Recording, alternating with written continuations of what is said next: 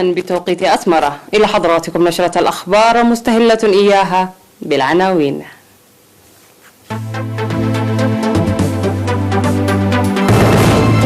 الرئيسان سياس أفورقي ومحمد عبد الله يبحثان تعزيز العلاقات الثنائية. رفع إنتاج العسل في عد قيح.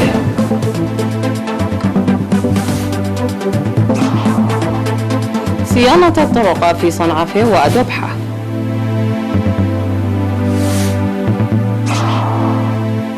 الحكومة السودانية توقع في جوبا اتفاقية سلام مع أبرز الفصائل المتمردة.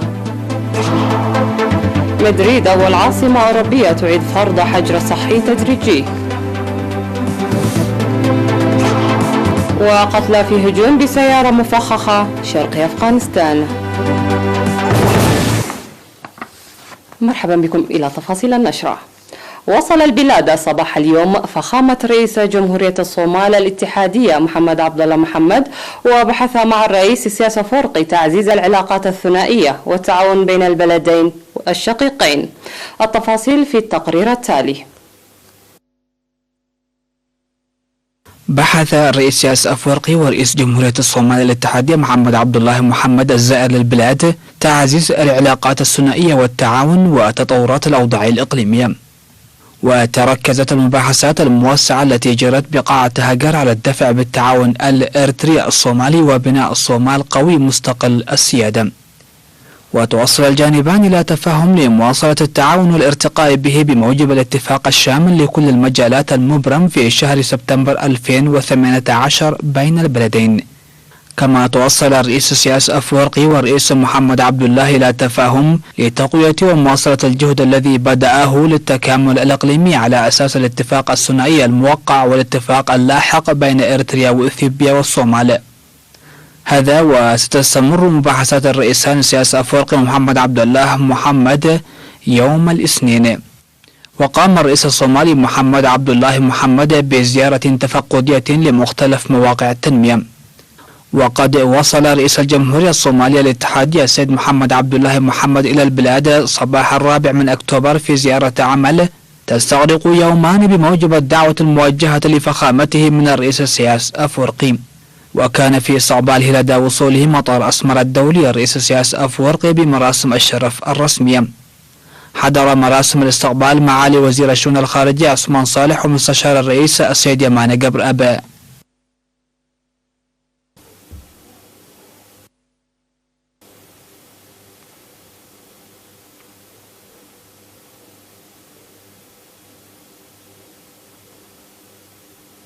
أفاد مربو النحل في مديرية عد القيح أن أنشطتهم لرفع إنتاج العسل تحقق نتائج مرضية. وأوضح مربي النحل أنهم يحصلون على الإنتاج 5 مرات في السنة بالتنقل مع إسراب النحل إلى أماكن غذائها ومائها والعناية الجيدة بها. وذكر خبير تربية النحل في مكتب وزارة الزراعة بمديرية عد القيح السيد يوهانس زوانجل أن المديرية ملائمة لتربية النحل.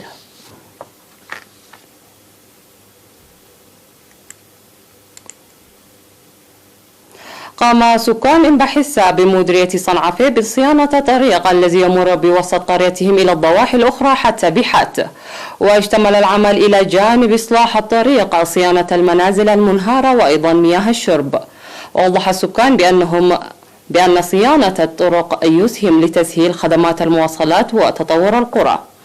وفي مديرية أدوبحة قام السكان بنفير لصيانة طريق أدوبحة نقفة البالغ طوله حوالي 150 كيلومتر. وتشمل الصيانة طريق إلى بابوع عريرب البالغ طوله 50 كيلومتر، وطريق حستا دريت 45 كيلومتر، ودريت مدقاق 30 كيلومتر، وطبرة 25 كيلومتر. وأكد مدير مديرية أدوبحة السيد محمد عمر درار على أهمية صيانة الطريق للحياة الاقتصادية والاجتماعية.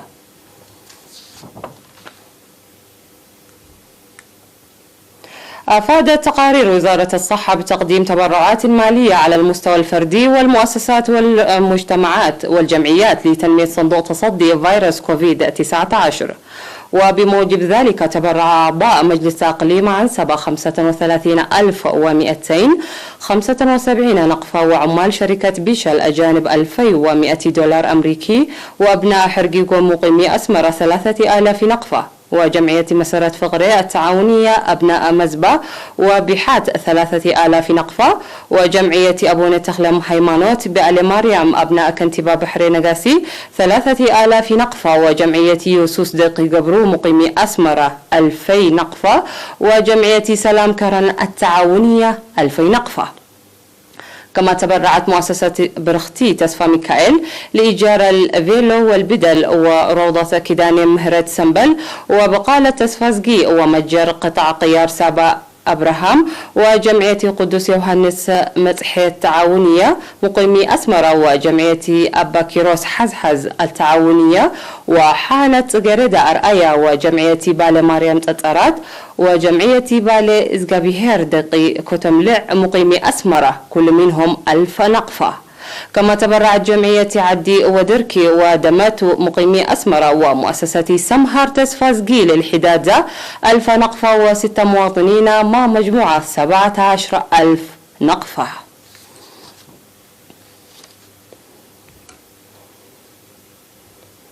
هذه كانت أخبارنا المحلية. فاصل قصير من ثم نعد لمتابعة الأخبار على الصعيد العالمي.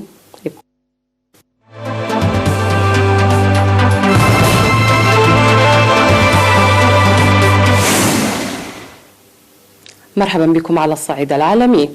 قالت وكالة الأنباء السودانية الرسمية إن حكومة البلاد الانتقالية قد وقعت على اتفاق نهائي للسلام الشامل مع تحالف الجبهة الثورية في عاصمة جنوب السودان جوبا، وكان الجانبان قد وقعا على الاتفاق بالأحرف الأولى في جوبا أيضا نهاية شهر أغسطس الماضي. واتفق الجانبان على عدد من القضايا المتعلقة بعدة مناطق في السودان مثل إقليم دارفور ومناطق النيل الأزرق وجنوب كردفان لينهي 17 عاما من الحرب الأهلية. ويتكون الاتفاق من 8 بروتوكولات تتعلق بقضايا ملكية الأرض والعدالة الانتقالية والتعويضات وتطوير قطاع الرحل والرعوي وتقاسم الثروة وتقاسم السلطة وعودة اللاجئين والمشردين، إضافة إلى البروتوكول الأمني والخاص بدمج مقاتلي الحركات في الجيش الحكومي ليصبح جيشا يمثل كل مكونات الشعب السوداني. وكان إنهاء النزاعات الداخلية في السودان أولوية قصوى للحكومة الانتقالية التي تتولى السلطة منذ إطاحة الرئيس السابق عمر البشير العام الماضي وسط انتفاضة شعبية مؤيدة للديمقراطية.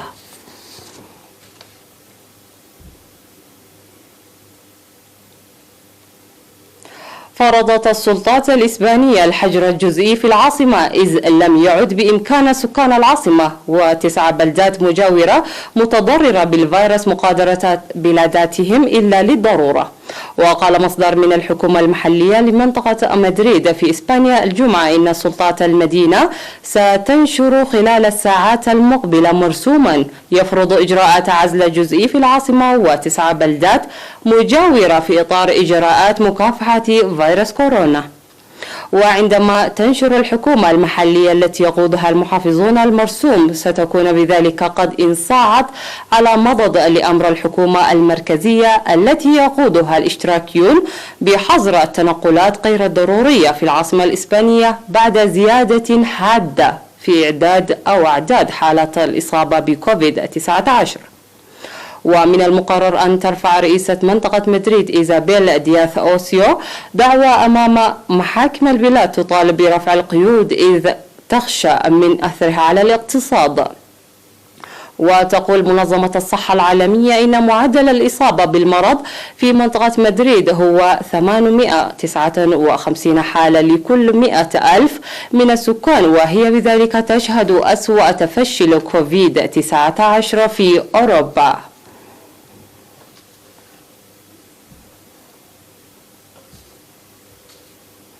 قتل 15 شخصا على الأقل، وأصيب أكثر من 30 آخرين في هجوم بسيارة مفخخة استهدف مقرا حكوميا شرق أفغانستان. ووقع الانفجار في مبنى إداري يضم أيضا مرافق عسكرية في منطقة قانيكيلا بولاية نانغرهار، على ما أفاد المتحدث باسم الحاكم عطاء الله خوغياني. وقال المتحدث ذاته إن سيارة مفخخة انفجرت عند مدخل المبنى، وحاول عدة مسلحين دخول المبنى بعد الهجوم، لكنهم قتلوا على أيدي قوات الأمن.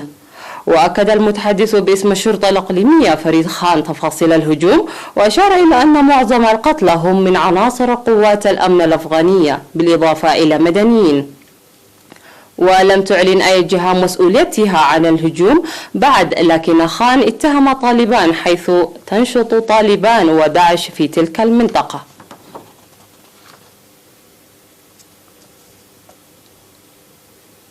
والخبر الأخير في هذه النشرة، حيث قال مسؤولون إيطاليون إن شخصا قتل فيما فقد 17 جراء عواصف قوية تجتاح شمال غرب البلاد تسببت بفيضانات عنيفة ومفاجئة.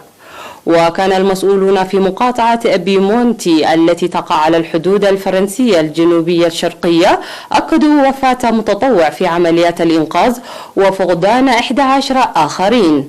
ووصف المسؤولون المنطقة قائلين إنها مقطوعة عن العالم بسبب شدة العواصف. وفي جنوب شرق فرنسا قالت السلطات بمحافظة ألب مارتيم إنه تم العثور على الجثتين، وما زال البحث جاريا عن 8 أشخاص في إعداد المفقودين. ورفعت المحافظة الفرنسية درجة التأهب بها من البرتقالة إلى الحمراء بعد وصف إريك سيوتي النائب بالبرلمان عن المنطقة الوضع بالكارثي.